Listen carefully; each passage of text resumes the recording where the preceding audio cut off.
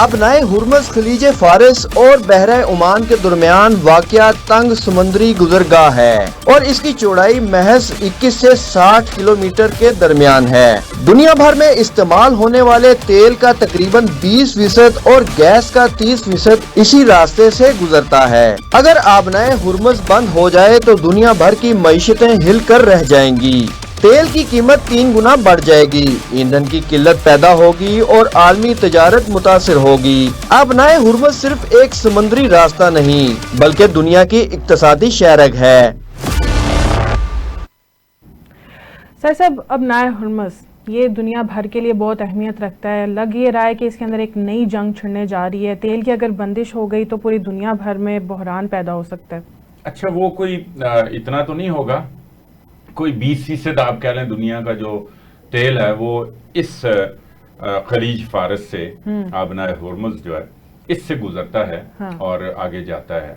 तो वो भी आप कह लें कि उसका भी चाइना चूंकि खरीदार है, सऊदी अरेबिया है, खुद ईरान का ज़ाहिर तेल जो है, तो इससे कोई बाकी दुनिया को नहीं असर होगा। अच्छा, ये जो वेस्ट है ना, वेस्ट की तो बल्कि लॉटरी निकल आएगी। लेकिन आप देखना ये कि ईरान क्या इतना बेवकूफ तो नहीं है कि वो जनाब अपने इत्तेहादियों के लिए या अपने तेल के लिए भी क्या वो बंदिश कर दे।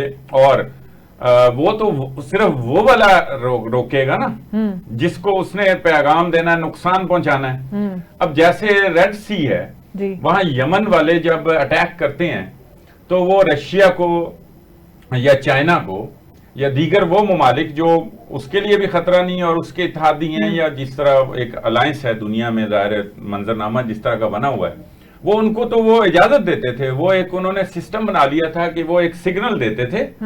उससे पता लगता था कि ये रशिया का है या ये चाइना का है। लेकिन उन्होंने अगर अटैक किया है तो वो अमेरिकी उन बहरी बेड़ों को जो लेके जा रहे हैं उनको नुकसान दिया, जितना भी नुकसान पहुंचाया।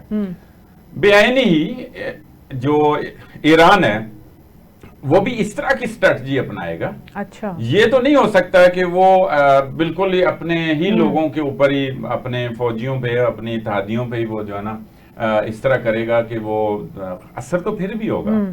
असर तो होगा मईशत पर, तेल महंगा होगा यकीनन। दुनिया में एक जगह पे मसला आता है तो ज़ाहिर अब ग्लोबल विलेज है, तो उसके असरात तो पड़ेंगे। लेकिन अभी तक सिर्फ ईरान की पार्लियामेंट ने आबनाए हुर्मुज़ को की बंदिश का फैसला किया है। हाँ।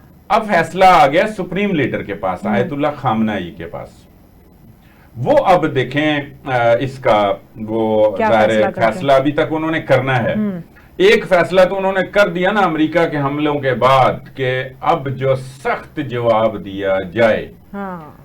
ये आप देखें कि ये है ईरान, ये खड़ा हुआ है। वो जितना पाबंदियों का शिकार था, वो जितना कमजोर था, वो उस खड़ा हो गया। ईरानी वजीर आजम रूस पहुंचे हैं और वहां पे पुतिन से भी मुलाकात की है, तो क्या अब हम ये समझ सकते हैं कि रूस जो है वो इस जंग में कूदने को तैयार हो रहा है? देखिए, वो अभी उस तरह से तो नहीं है, लेकिन वो इस अमेरिका को बहरहाल ट्रैप करने में कामयाब हो गए। हाँ। अमेरिका ने जो काम किया है ना, इससे कुछ रास्ते खुल गए।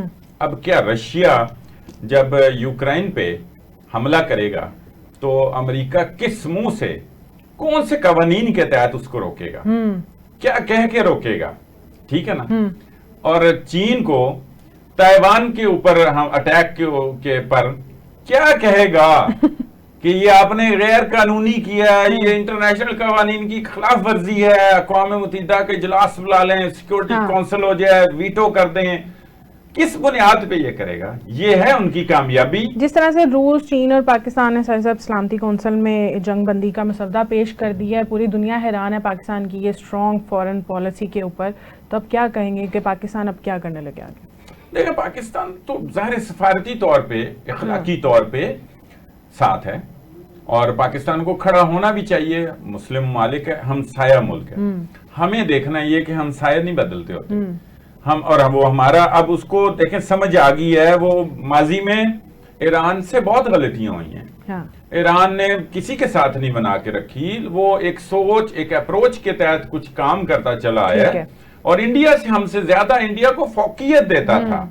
हमसे ज्यादा तरजीह देता था। ठीक है सर। लेकिन हम अब जाके इस पोजीशन पे आ गए हैं कि उसको भी समझ आ गई है और हमें भी उसकी जरूरत है, उसको हमारी वो जरूरत है। बहुत शुक्रिया आपका।